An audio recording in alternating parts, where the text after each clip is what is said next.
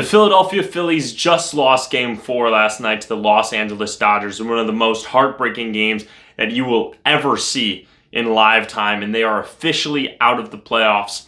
So let's talk about it. Welcome to Good Sports for You, where we are talking about good sports for you, and today we are talking about the Philadelphia Phillies and their loss in the NLDS. So let's go into it. What went wrong? So obviously we need to address the elephant in the room, and that is that Game 4 loss. Perhaps one of the most brutal things I've ever seen happen. I was sitting in front of my TV, mouth open, hands on my head, in shock, quite frankly. I mean, it was a crazy game up until then. It was a pitching duel the whole entire time. It went 11 innings, bases loaded. I mean, this kid came in, Orion Kirkering, and he's 24 years old. He is a kid. He is a kid. And he had two guys on that Jesus Luzardo would put on 2 outs. Walks Kike Hernandez. Andy Paz at the plate, grounder, bouncer, whatever you want to call it, to him. He fumbles the ball, decides to go home with it instead of going to first base, and it would have been a force out, so the run wouldn't have even counted if it did score. And where Andy Paz was, he easily had time to turn, throw it to first base. He would have gotten him out, basically for sure. And then he went home instead, where the runner was practically already there, and he airmailed the ball over JT Realmuto's head. And that is such a bummer, and it's a shame that he's going to go down as the scapegoat, as the guy who blew it for this Phillies team, and for this Phillies team, which this very well could have been one of their last real chances to make the World Series. And it's brutal. JT, who had a great series, and we're going to talk about that, he was standing there. He was pointing to first base. He was saying, go to first. Throw it at first. You have time. Instead, he went home, and the ball sailed over his head, and there was no play to be made. And I know that he feels awful, and it's just, that's got to be the worst feeling in the world. You just lost the game for your whole entire team in the playoffs, and now the whole entire city of Philadelphia is probably going to have it out for you. And so I got to say to all the Phillies fans out there, it is not this kid's fault alone. He is not wearing the collar alone in this game. We're going to talk about all that. There are a lot of issues. The Game 4 was not good for anyone offensively, quite frankly. But so let's start with the positive things about this Phillies run. As a whole, the starting pitching was incredible. They really did their job. Every single game they went out there and they gave their team a chance to win. The offense just needed to put a little something together. More often than not, it didn't do that, unfortunately. But the starting pitching 100% lived up to the billing. This was a team that they were like, yeah, even though Zach Wheeler is hurt, this whole entire pitching staff will get the job done. They're 1 through 5. We got all this handled. And they did. They pitched incredibly well. So huge shout out to them. And also, they limited the stars of the Dodgers. Ohtani played dreadful this series. Mookie Betts played poorly, and Freddie Freeman also played pretty poorly, all on the offensive side of things. So, as a whole, your starting pitching did so well. Offensively, you had a couple of really standout guys. JT Realmuto was easily the best hitter for the Phillies this entire series. He had a 1 OPS with a 1,118 OPS, so that was absolutely phenomenal. Alec Boehm additionally was another great bright spot. He batted .333. The craziest part about it, though, is that he had an 889 OPS because his OBP was so high, his on-base percentage, because he drew 6 walks this series. 6 walks for a guy who only walked 29 times in the regular season. So I wanted to really highlight that. That was just incredible. When you're getting at things that did not go well, I wanted to highlight 2 things specifically. 1, the stars did not come out to play on the offensive side of things. And 2, the bullpen once again crumbled. And I don't know how many times Phillies fans can do this dance where the bullpen just falls apart. It seems like every single year they're like, we're going to shore up our bullpen. We're adding pieces at the deadline. They did that again this year, and it never seems to work. I don't know what it is about putting on those Philly pinstripes or those Philly powder blues if they're on the road, but the team just, it falls apart, it seems, when you're coming out of the bullpen. But so let's start on the offense. You had a couple of guys that when I was going through my playoff preview, those were your guys. Trey Turner, he led the league in average this year. Kyle Schwarber, he had the most home runs in the National League this year. And Bryce Harper is Bryce Harper. I don't think we need to go into that too much. Trey Turner, he batted .235 on the series with a .551 OPS, and he went 0 for 5 in the pivotal Game 4. Kyle Schwarber batted .188 with a .903 OPS, but that OPS is because he hit 2 hits in game 3, and those were both home runs. And that was the one game that you really didn't need the bat. They won 8-2. You needed the bats in the game where it was close, or it was a 1 or 2 run ball game, which was every other game, but he couldn't get it done. He had 3 hits this entire series, and 2 of them, the 2 big ones, were in game 3, the time when they won 8-2, where it's like, hey, we don't really need you right now. And like I said, in game 4, he went 1 for 5. That's unacceptable for your MVP candidate. And Bryce Harper, the prodigy, you know, he batted 200 this series with a 600 OPS. And again, 2 of those 3 hits that he had this series was in game 3, the one game where it's like, okay, we're good on offense right now. And again, he went 0 for 4 in the final game. And then you have Nick Castellanos. Again, he's not like quite this level of star, but he's still a star player. He's on this huge contract. He batted 133 in the divisional round with a 400 OPS. Again, this isn't acceptable for a guy who already is a poor defender, and for a guy who it's like he's supposed to be one of your offensive guys, and he was just dreadful this series. Except the one thing I will say is I don't put as much blame on him, because he was clutch. He had clutch moments. He had the only RBI of game 4, and he had 2 of the 3 RBIs in game 2 and made the game close. So it's like it's brutal, because on the one hand, it's like in aggregate, he was dreadful. But in the moments when they kind of needed him the most, he showed up. So I'm putting more blame on Schwarber, despite Schwarber having the objectively better numbers than I am on Nick Castellanos, because Castellanos had the hits and the RBIs when it mattered, and Schwarber had the hits and the RBIs when it really didn't matter. So I will say that. And then those guys that are a tier below, so I'm not including them in the stars, but this is just like another note of like, wow, these guys did pretty poorly, was Bryson Stott. He batted 154 with a 308 OPS, and you had Brandon Marsh. He batted 077 with a 210 OPS. I mean, that's like Anthony Volpe levels. Just kidding. No diss to Anthony Volpe. But it's like those guys aren't meant to be your stars, but you need them to perform better. But at the end of the day, it came down to your big 3 in Castellanos, and they weren't able to get the job done whatsoever. I mean, like I said, Schwarber was good in game 3, but that game 3 didn't really matter at the end of the day. You needed them to be better.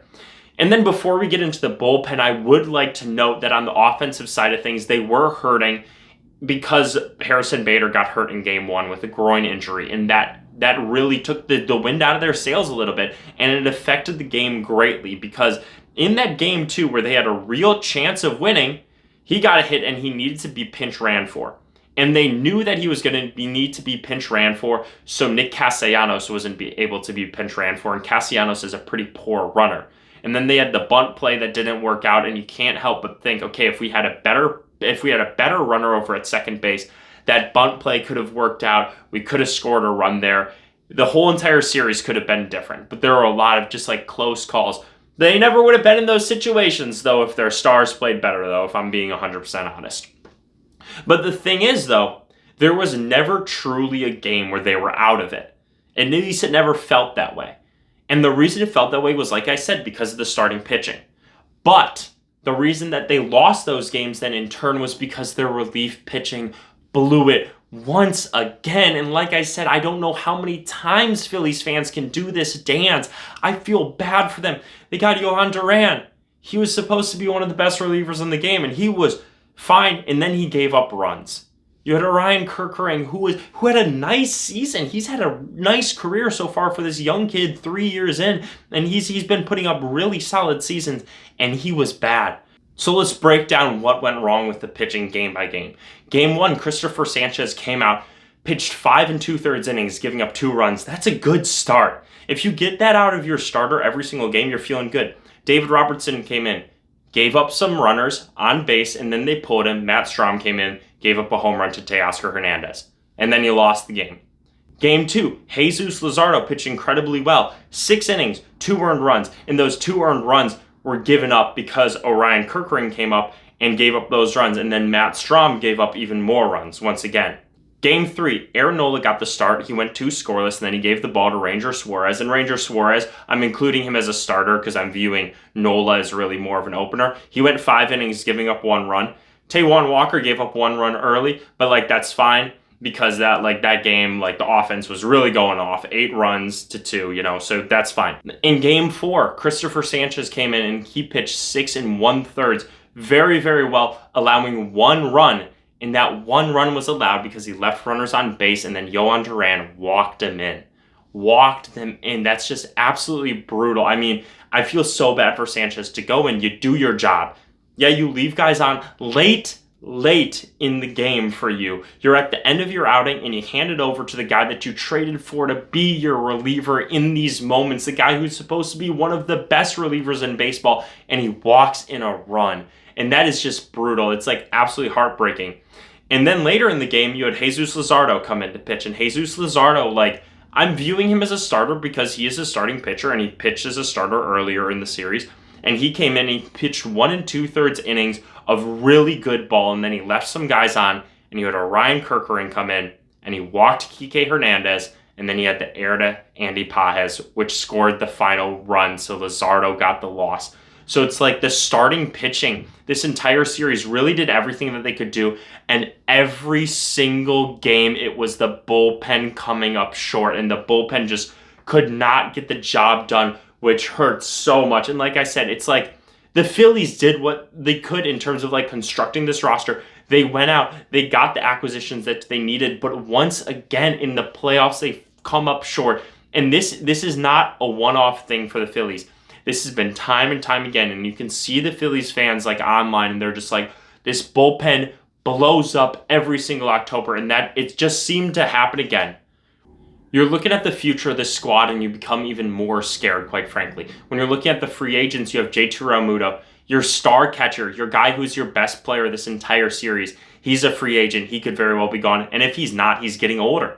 Kyle Schwarber, your MVP caliber player, your star power hitter, who wasn't fantastic in this series, but he got his home runs. He's a free agent, and once again, he's getting old too. Ranger Suarez, one of your starting pitchers, a star caliber starting pitcher. He's an impending free agent. Max Kepler, another guy who is a starting outfielder for you. He's an impending free agent. So those are 4 major pieces that are all free agents. At the end of the day, you're probably not going to get them all back. And then also you look at the rest of this team, and everyone is just getting older. Bryce Harper is getting older. He's turning 33 pretty soon. Trey Turner, he's going to turn 33 during the season. Zach Wheeler, he's going to turn 36 during the season, and he's coming off of an injury, so we have no idea how good he'll be. Nick Castellanos is turning 34, and he just had his worst season ever by OPS+. So it really feels unfortunately, it's if you were going to go, it was this year. It was this year, and they came up short, and their stars weren't able to do much, which is a real bummer because that's what you need. That's what you rely on. And it was shocking for me to see this squad where you saw they hit so many home runs. Kyle Schwarber was the man. They had some of the most runs in this entire season. Their OPS was in the top 10 in the league, and they couldn't do anything offensively. You had 2 billings for this squad. They're really good at starting pitching, and their offense is phenomenal. Starting pitching held up their end of the bargain beyond any shadow of a doubt. They went against one of the best lineups ever constructed, and they performed so well. The other side of the billing, the co-star, didn't do their job whatsoever, and it hurts, and it absolutely hurts for this squad that it probably looks like they need to start retooling and start considering other options for the future. Unfortunately, because, if you're going to have some of your guys gone, and like I said, everyone else is getting older, this is an old team. They already couldn't play defense well, and one of the first things that starts to go when you're getting older is your defense. So it's the whole entire squad is going to get worse, unfortunately. They're not one of these young teams that is going to see progress after they're eliminated. They're one of the old teams, I should say, that's going to see regression after they got eliminated. When it boils down to it, though, I will say the Dodgers are a better team. They are a more talented team. They have one of the best lineups ever constructed, and their starting pitching depth knows no bounds and is phenomenally talented. So it's nothing to be ashamed of with this Phillies team, but they could have won, which is what's all the more disappointing. You had the run differential at the end of the series. You were in every single game. You were never out of it. But the big guys couldn't come up when it mattered the most. Schwarber, Turner, and Harper. Castellanos got his clutch hits, and that's all he did. but you need to rely on those three guys. And then the other half of the equation was your bullpen fell once again. And I don't know how many times we can do this song and dance. Something needs to change in Philadelphia when it comes to the bullpen. I don't know if it's the coaching staff. I don't know if it's managerial decisions. I don't know what it is. I don't know if it's a curse for all I know. Maybe they need to bring some voodoo witchcraft in it to try to make it better, but something needs to change with the bullpen. And I'm sorry for all the Phillies fans out here. It was a great season for you guys. You just ran up against a team that was objectively better than you. And that's what happens when the guys who you pay to show up in October don't show up in October, unfortunately. But that's all I got for you. Thank you for listening to Good Sports for You. I had a great time talking to you. I hope you had a great time listening. Make sure to like, comment, subscribe, and do all those things. I would appreciate it so much. And I'm out. Peace.